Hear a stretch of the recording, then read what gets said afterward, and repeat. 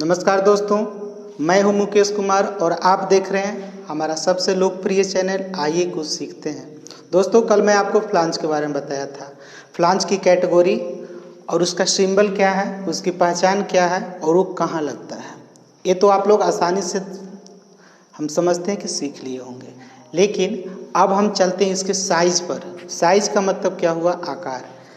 Generally सामान्यतः हमारा किसी से स्टार्ट होता है? 2 इंच से स्टार्ट होता है, जो कि ये बेसिकली लाइन होता है। 2 इंच से नीचे जो है 1 इंच का होता है।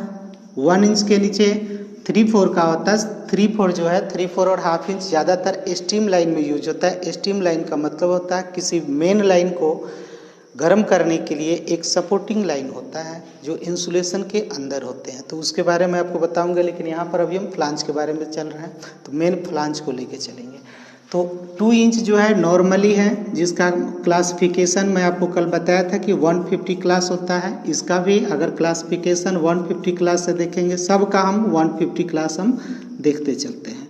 150 क्लास क्या होता है? इसका स्टार्टिंग होता है। जिस तरह से बच्चे अगर पढ़ने में जाते हैं तो प्राइवेट अगर विद्यालय में जाते हैं तो LKG और UKG से स्टार्ट करते हैं, ये नहीं कि डायरेक्ट 5वें और 6ठे में चले जाते हैं।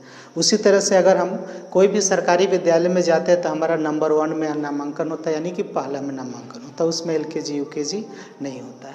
उसी तरह से फ्लांज का क्लासिफिकेशन सबसे पहले कितना से स्टार्ट होता है? तो इसका स्टार्टिंग है 150 क्लास, यानी कि 150। 150 से जब ये स्टार्ट हो जाता है और आगे बढ़ते रहता है। आगे बढ़ने का मतलब क्या है? 150 होगा, 150 से कितना होगा? 300 होगा, 300 से 600 होता है, 600 से 900 होता है, 900 से 1500 होता है। जिस तरह से इसका क्लासिफिकेशन बढ़ता जाएगा, इसका वेट भी बढ़ते जाता है। 2 इंच का अगर फ्लांज को हम लेते हैं, अगर ये 1500 क्लास में लेते हैं तो हमसे अकेले नहीं उठेगा। क्यों नहीं उठेगा? क्योंकि क्लासिफिकेशन के आधार पर इसका वेट भी ज़्यादा होता है। वेट का मतलब क्या होगा? इसका वजन ज़्यादा होता है।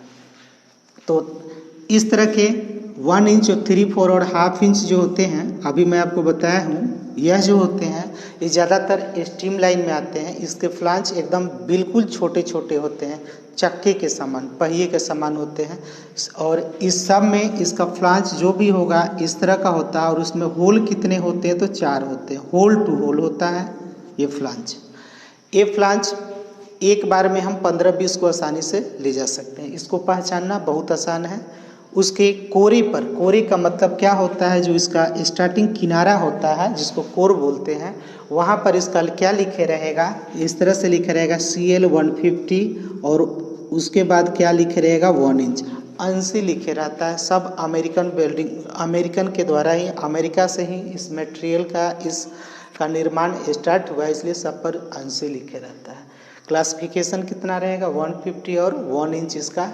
तो हम इसी से इसकी पहचान करते हैं। कभी कभी क्या होता है कि हमको पहचान में नहीं आता कि 150 क्लास का फ्लांज है, 1 इंच है कि 1.5 इंच है, ½ इंच है या 3/4 है, तो उस पर उसका साइज दिया रहता है किनारे पर, इस तरह से आपका लिखा रहेगा। तो फ्लांज की कैटेगरी जिसके बारे में कल हम जान गए थे कि इसकी कैटेगरी कितनी है, तो इसकी कैटेगरी 6 है। सबका अलग अलग यूज होता है, यूज और उसका लगाने का तरीका, सबका लगाने का तरीका भी अलग होते हैं। किसी चीज़ में वेल्डिंग होता है, जो थ्रेडिंग होता है उसको हम कस देते हैं, यानी कि पाइप में भी थ्रेड होता है, दोनों को लगा के कस देते हैं। तो दोस्तों, हमारा ख्याल है, हम पूरी उम्मीद करते हैं कि आप फ्लांज के बारे में अच्छी तरह से आप समझ गए होंगे। फ्लांज के बाद हमारा एक इम्पोर्टेंट क्या होता है कि फ्लांज के आगे पाइप में हम रेड्यूसिंग करते हैं। रेड्यूस का मतलब क्या होता है? किसी चीज़ को धीरा करना या तेज करना। कहीं पर जाते हैं तो रोड पर देखे हुए कि लिखा रहता है कि रेड्यूस योर स्पीड, यानी कि अपनी गति को स्लो कर ले, धीरा कर ले। तो फ्लांज के बाद हमारा दूसरा मेन क्या होता है? रेड्यूसर। तो फ्लांज के बाद हमारा क्या आता है? रेड्यूसर आता है। रेड्यूसर का मतलब क्या होता है? किसी भी चीज़ को धीमा करना या प्रवाह को तेज करना, दोनों इसका काम होता है। बेसिकली मुख्य रूप से पहले एग्जाम्पल के तौर पर समझिए कि यह पाइप 2 इंच का है, 2 इंच का पाइप है। अब आगे जाके इसी पाइप को हमको 3 इंची में बदलना है, यानी कि 3 इंच अब बढ़ाना है। यहाँ से पाइप कितने का आ जाएगा? ये 3 इंच का पाइप अब चलेगा। तो अब 3 इंच का जब पाइप चलेगा तो ये कैसे होगा? 2 में 3 को हम लगा नहीं सकते हैं, 2 का डाया जो है, डाया का मतलब क्या, उसका होल जो है पाइप का वो कम है, 3 का ज़्यादा होता है। दोनों को मिलाएंगे तो 3 में 2 अंदर ही चला जाएगा, ज्वाइंट तो होगा नहीं। तो इसके लिए क्या करते हैं, तो इसके लिए हम रेड्यूसर का यूज करते हैं। तो इसमें हम रेड्यूसर का यूज करेंगे, 2/3 का रेड्यूसर यूज करेंगे तो पाइप जो है ज्वाइंट हो जाएगा। 2 वाले से 2 से और 3 वाले से 3 से हो जाता है। तो अभी हम क्या समझ रहे हैं, रेड्यूसर समझ रहे हैं। रेड्यूसर कितने होते हैं, रेड्यूसर का प्रकार 2 होता है। रेड्यूसर 2 तरह के होते हैं, बहुत इजी है। काइंड्स ऑफ रेड्यूसर 2 है। सबसे पहला क्या होता है, एसेंट्रिक रेड्यूसर। एसेंट्रिक और कॉन्सेंट्रिक, ये दोनों को समझेंगे। एसेंट्रिक रेड्यूसर, एसेंट्रिक रेड्यूसर, और दूसरा क्या होता है, कॉन्सेंट्रिक होता है। कॉन्सेंट्रिक रेड्यूसर बहुत इजी है। कॉन्सेंट्रिक रेड्यूसर को समझना। एसेंट्रिक क्या होता है, एसेंट्रिक रेड्यूसर की पहचान है कि ऊपर से इस तरह से आता है और नीचे इसका थोड़ा सा पेट जो है बाहर निकल के इस तरह से ये रेड्यूसर होते हैं। इसमें थोड़े से पेट जैसा निकला होता है, जैसे बोतल देखते हैं तो बोतल क्या होता है, बोतल हमारा कॉन्सेंट्रिक में था। कॉन्सेंट्रिक में क्या होता है, कॉन्सेंट्रिक में बिल्कुल एकदम सेम होता है, इस तरह से कीप के जैसा, जिस तरह से कीप आप देखते हैं। तो एसेंट्रिक और कॉन्सेंट्रिक दोनों ज़रूरत के हिसाब से आपके ड्राइंग में, आप जो काम जब करते हैं तो हम काम किसके हिसाब से करते हैं, ड्राइंग के हिसाब से करते हैं। एक ड्राइंग मिलता है, ड्राइंग का मतलब नक्शा होता है, जिस नक्शे से हम लाइन को लेके चलते हैं। तो उस ड्राइंग में लिखा रहता है मटेरियल के बारे में। जैसे ये पाइप है तो यहाँ पर लिखा रहेगा नंबर 4। अब 4 क्या है, 4 की हम कैसे पहचान की, 4 आखिर क्या लिखा हो रहा है, तो उस ड्राइंग के कोने पर लिखा रहता है 1 2 3 4। तो 4 में क्या लिखा रहा है कि इसे कौन लिख के इसे रेड्यूस लिखा रहा है। तो हम क्या समझेंगे कि 4 में क्या लिखा हुआ, तो 4 का मटेरियल डिस्क्रिप्शन यानी कि मटेरियल का वर्णन जब देखेंगे तो 4 में क्या लिखा हुआ है, कॉन्सेंट्रिक रेड्यूसर, यानी कि तो यहाँ पर हम किस रेड्यूसर का यूज करेंगे, कॉन्सेंट्रिक रेड्यूसर का यूज करेंगे। तो वो हमारा ड्राइंग में दिया रहता है। कभी कभी क्या दिया रहेगा, जैसे कि ऐसे 1 लिखा रहेगा, तो अब यहाँ पर 3 लिखा रहेगा। तो देखिए 1 क्या है, तो उसी तरह से उसके कॉर्नर पर, कोने पर हम देखें कि 1 ऐसे क्या लिखा रहेगा, पाइप। क्या लिखा रहेगा, पाइप, और एक्सेल लिखा रहेगा, एक्स लिखा रहेगा। तो 1 क्या है, ये तो पाइप ही है, तो यानी कि पता चलेगा कि पाइप है। पाइप लिख के क्या होता है, उसका साइज लिखा रहता है। साइज का मतलब वो पाइप का आकार के कितने तरह का, जैसे 2 है तो 2 इंच लिखा रहता है। पाइप अनेक तरह के होते हैं, सबसे उसका शेड्यूल स्टार्ट होता है। बेसिकली जो जनरली शेड्यूल होता है वो 40 का होता है, उसके बाद 80 का होता है, इस तरह से शेड्यूल उसका बढ़ते जाता है। तो शेड्यूल के बारे में मैं आपको बताऊंगा, पाइप के बारे में, लेकिन अभी हमको मुख्य रूप से रेड्यूसर देखना है। तो कॉन्सेंट्रिक रेड्यूसर क्या है और एसेंट्रिक क्या है। तो कॉन्सेंट्रिक क्या होता है, कॉन्सेंट्रिक रेड्यूसर में एकदम सीधे एकदम कीप जो शंकु कोण होता है हमारा उस तरह से तो कॉन्सेंट्रिक रेड्यूसर क्या होता है, कॉन्सेंट्रिक रेड्यूसर जो है एकदम बिल्कुल कोण टाइप का होता है, शंकु टाइप का होता है। एसेंट्रिक में क्या होता है, ऊपर से नीचे के सिरे आएंगे तो आगे की तरफ थोड़ा निकला रहता है, जिस तरह से गर्भवती महिलाएं की पेट किस तरह से निकली होती है, थोड़ी सी बाहर, और जो गर्भवती नहीं होती है उसकी पेट एकदम बिल्कुल सपाट होती है। तो समझ जाइए, जो महिलाएं गर्भवती है वो एसेंट्रिक है, और जो गर्भवती नहीं है वो कॉन्सेंट्रिक यानी कि बिल्कुल स्लिम है। तो इसको समझने का एकदम आसान तरीका है कि कॉन्सेंट्रिक क्या है, एसेंट्रिक क्या है।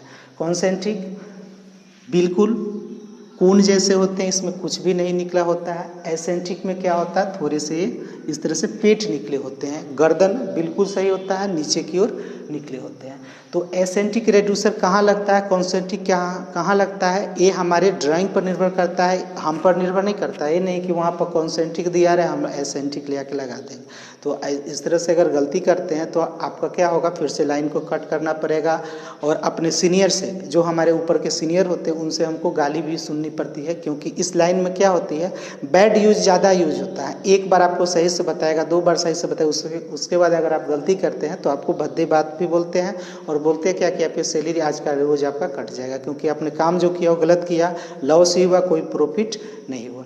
तो इस बात का हमेशा ख्याल रखेंगे कि जहाँ भी हम मटेरियल कुछ भी लगाते हैं तो उस ड्राइंग के हिसाब से लगाते हैं, अपनी मर्जी से नहीं लगाते। अपनी मर्जी से केवल हमें काम करना है, दूसरा कुछ भी नहीं करना होता है। तो अब हम आशा करते हैं कि कॉन्सेंट्रिक और एसेंट्रिक रेड्यूसर आप लोग अच्छी तरह से समझ गए होंगे। रेड्यूसर क्या होता है? लाइन को रेड्यूस करता है, प्रवाह को तेज करता है या फिर धीमा करता है। जिस तरह से फिर एग्जाम्पल को देख लीजिए कि 2 इंची के लाइन में जो प्रेशर होता है, हर लाइन में प्रेशर होता है, प्रेशराइज किया रहता है, यानी कि उसमें इस लाइन का जो प्रेशर है, जो इसका जो टेस्टिंग माप होता है, जितना इस पर प्रेशर है एकदम पूरा फुल प्रेशर होता है। प्रेशर में क्या होता है? कोई भी खूब तेज से निकलता है, धार से निकलता है। आगे जाके इसको 3 इंची में बदल देंगे। 3 इंची में जब बदलते हैं तो 2 इंची का प्रेशर जो है 3 में जाता है तो क्या होता है? थोड़ा सा स्लो होता है। ये भी हम जानते हैं। 2 इंच का कोई भी जगह है, 3 इंच का है तो 2 से ज़्यादा 3 होता है, यानी कि यहाँ पर प्रेशराइज इसका क्या हो गया? कम हो गया। फिर अगर 3 से कोई भी प्रेशर अगर चलता है 2 में आएगा तो 3 से जो खूब तेज़ होता है 2 में आएगा तो और तेज़ हो जाता है। तो ज़्यादातर इस तरह का रेड्यूसर का यूज़ जो है किसी भी चीज़ को गति को बढ़ाने के लिए या फिर उसको धीमा करने के लिए करते हैं। फायर लाइन में ज़्यादातर रेड्यूसर का यूज करते हैं, लेकिन रेड्यूसर के साथ साथ उसको हम वाल का भी यूज होता है। लेकिन रेड्यूसर क्या होता है? जैसे कि कहीं पर भी फायर का जो लाइन होता है उसका नोजल जो दिया रहता है वो आग को बुझाने के लिए होता है। तो नोजल से जब पानी निकलेगा और पानी अगर स्लो ही हो जाएगा, आग अगर 10 मीटर के दूरी पर है और पानी हमारा 5 मीटर के दूरी पर ही जाके उसका फोर्स, उसका धारा जो है ख़त्म हो गया तो आग बुझेगी नहीं। तो वहाँ पर क्या होता है? बहुत ही हाई प्रेशर होता है, यानी कि उच्च इस पर दबाव होता है। प्रेशर का मतलब क्या होता है? दबाव। तो इस पर ज़्यादा दबाव होता है। प्रेशराइज इतना होता है कि अगर 10 मीटर की दूरी पर आग लगी हुई तब इसमें से इतना फोर्स, इतना प्रेशर निकलेगा कि वो 15 मीटर 20 मीटर की दूरी तक चला जाता है। प्रेशर लाइन के आगे बहुत ही सावधानी बरतनी पड़ती है। ये आपको हर लाइन में काम करते हैं तो वहाँ पर कुछ सेफ्टी ऑफिसर होते हैं, सुरक्षा अधिकारी होते हैं जो सेफ्टी के बारे में आपको बताते हैं। डेली इसके बारे में आपको टूल बॉक्स मीटिंग में बताएंगे।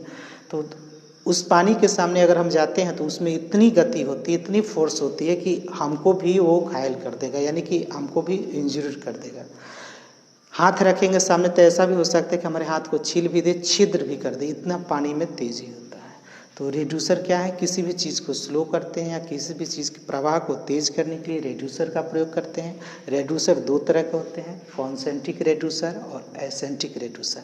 कॉन्सेंट्रिक रेड्यूसर को बिल्कुल एकदम कोन के जैसे होते हैं, शंकु के जैसे होते हैं। इसमें दोनों तरफ की बनावट सेम होती है।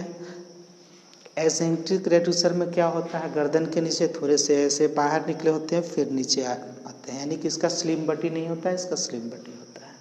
इसका भी साइज अलग अलग तरीके के होते हैं। साइज क्या होते हैं? पाइप के आधार पर। अगर पाइप हमारा 40 शेड्यूल का है, 40 शेड्यूल का है तो रेड्यूसर भी हमको कितने का लगाना होगा? 40 शेड्यूल का लगाना होगा। ये नहीं, अगर हम अगर कोई भी मटेरियल फिटिंग्स के लिए जाते हैं तो हम इस चीज़ का ख्याल रखेंगे कि अगर पाइप का साइज क्या है, इसका थिकनेस क्या है, जितना इसका थिकनेस होगा उतने थिकनेस का इसको हम लगाते हैं। ये नहीं देखेंगे कि अगर पाइप हमारा 40 शेड्यूल का है और रेड्यूसर अगर 80 शेड्यूल का लगाते तो हमारा गलत हो जाएगा। शेड्यूल हमेशा याद रखेंगे, क्लासिफिकेशन बराबर याद रखेंगे। फ्लांज लगाएंगे तो क्लासिफिकेशन देखेंगे, रेड्यूसर सब लगाते तो इसमें शेड्यूल देखते हैं। रेड्यूसर का क्या होता है? जैसे रेड्यूसर हमेशा 2 साइज में होते हैं, इसके 2 मुंह होते हैं। ऊपर वाला देखिए मुंह थोड़ा छोटा होता है, नीचे वाला बड़ा होता है। जैसे अगर यह 4 इंच का है तो ये कितने का होगा? 6 इंच का होगा। तो इसको हम कितना का रेड्यूसर कहेंगे? तो इसको हम कितना का बोलेंगे कि 4/6 का एक कॉन्सेंट्रिक रेड्यूसर है। इसको कितना का बोलेंगे? 4/6 का कॉन्सेंट्रिक रेड्यूसर बोलेंगे। रेड्यूसर के दोनों मुंह जो होते हैं एक दूसरे से मेल नहीं खाते हैं, थोड़े से अलग होते हैं। एसेंट्रिक में भी ठीक इसी तरह से होता है। ये अगर 3 इंच का है और ये अगर 6 इंच का है तो इसको कितना कहेंगे? 3/6 का एसेंट्रिक रेड्यूसर है।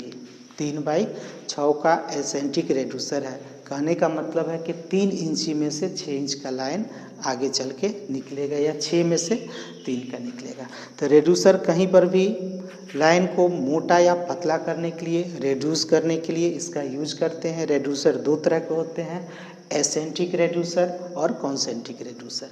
फिर से देखिए, एसेंट्रिक रेड्यूसर बिल्कुल स्लिम बॉडी का नहीं होता है, इसमें थोड़े से उभार होते हैं, थोड़े से पेट टाइप का निकला होता है, गर्दन के आगे ऐसे रहेगा। कॉन्सेंट्रिक बिल्कुल स्लिम बॉडी होता है, एकदम कोन के तरह होता है, शंकु की तरह होता है, इसमें कुछ भी निकला हुआ नहीं होता है। जितना ए होगा उतना ही ए होता है। रेड्यूसर जब भी लगाते हैं तो इसमें शेड्यूल के हिसाब से लगाते हैं, जितना पाइप का हमारा शेड्यूल होता है उसी तरह से रेड्यूसर को हम यूज करेंगे। अगर गलत हम करते हैं तो हमारा ये फिटिंग्स गलत हो जाएगा, फिर से काटना पड़ेगा, फिर से उसको हमको लगाना पड़ेगा, डबल मेहनत यानी कि दोबारा मेहनत करने पड़ेगी, हमारा प्रोग्रेस बहुत ही कम जाएगा। तो लाइन में इस चीज़ का बिल्कुल ख्याल रखेंगे, बराबर अपने मेमोरी में फीड करके रखेंगे कि जो चीज़ लगाएं सही लगाएं, दुरुस्त लगाएं, गलत नहीं लगाएं। मटेरियल की पहचान करें, पहचान कैसे करेंगे, सब के ऊपर एक पंच मारे रहता है, उसको क्या बोलते हैं, पंच मारे रहता है। कितना का है तो इस पर आपको पंच मारे रहेगा कि क्या लिखे रहेगा 4, तो यहाँ पर ऐसे लिखे रहेगा 4 ऐसे 6, तो हम देख लेंगे कि 4/6 का है। फिर उसके बाद इस पर शेड्यूल लिखा रहता है, शेड्यूल 40 होता है तो 40 लिखा रहता है, एस लिख के इस तरह से एस लिख के और 40 लिखा रहता है। इसका मतलब क्या हुआ कि इसका थिकनेस 40 है, यानी कि 40 शेड्यूल का है, 40 शेड्यूल का ये रेड्यूसर है। और पाइप आपके ड्राइंग में दिया रहेगा, ड्राइंग में पाइप का हमारा साइज़ दिया रहता है, उसका शेड्यूल दिया रहता है, उसी हिसाब से इस रेड्यूसर को इसमें हम फिट करते हैं। तो दोस्तों आशा करते हैं, आशा ही नहीं पूरा विश्वास है कि आज हमारा आपको रेड्यूसर का जो मैं आपको रेड्यूसर के बारे में बताया हूँ, कॉन्सेंट्रिक और एसेंट्रिक दोनों रेड्यूसर के बारे में अच्छी तरह से समझ गए होंगे। रेड्यूसर कहाँ लगता है, आपके ड्राइंग में दिया रहता है, जो आपको काम करने के लिए ड्राइंग यानी कि नक्शा मिलता है, उसमें मटेरियल का डिस्क्रिप्शन होता है, मटेरियल का वर्णन होता है, वहाँ से देखते हैं कि क्या क्या लगता है। कॉन्सेंट्रिक रहेगा तो उसमें कॉन्सेंट्रिक के बारे में दिया रहेगा, एसेंट्रिक रहेगा तो एसेंट्रिक के बारे में दिया रहेगा। अब अगली कड़ी में मैं आपको वाल्व के बारे में बताऊंगा।